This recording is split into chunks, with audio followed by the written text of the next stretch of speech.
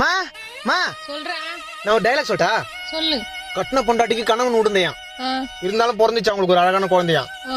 ஊரெல்லாம் ஆம்பளை புள்ளியான்னு சலிச்சாங்களாம். ஏதோ பெத்து போட்டுமே அவங்க அம்மா அப்பா வளர்த்தாங்களாம். 5 ரூபாய் வட்டிக்கு கடன் வாங்கிலாம் வாங்கி தந்தாராம் புக்கான். கருமம் அந்த புள்ளதான் கிளாஸ்லயே மக்கான். ஐயோ, ஏழைக்கு வெயிலே குளிர்தான். அப்புறம் அவங்களுக்கு காசு கொடுக்குற ஜமீன்தாருக்கு ஏசிலேயே இருக்குதான்.